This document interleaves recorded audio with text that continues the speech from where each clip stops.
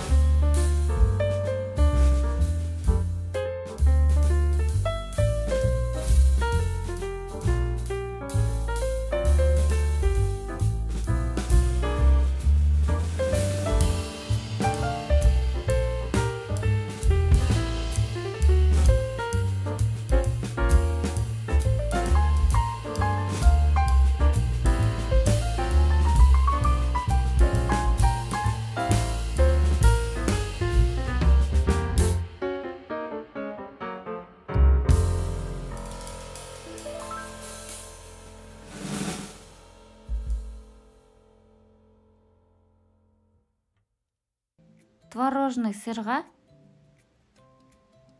қантты ұнтақты қосамыз. Біркелкі болғанша миксермен араластырып аламыз.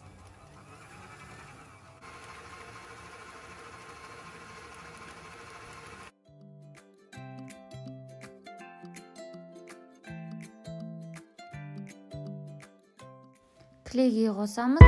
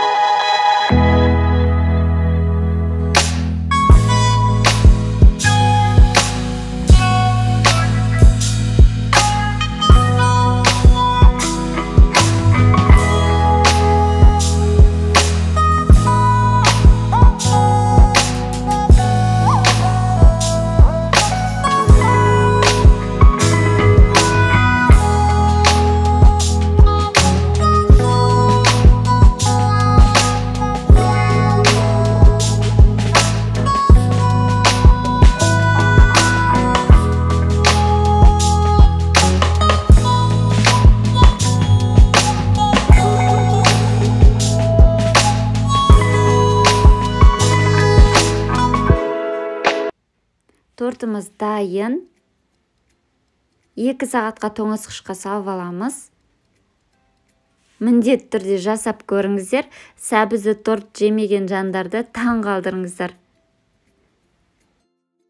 Лүпіл басып пікір қалдыруды ұмытпаңыздар. Сіздермен болған Канафина Балжан.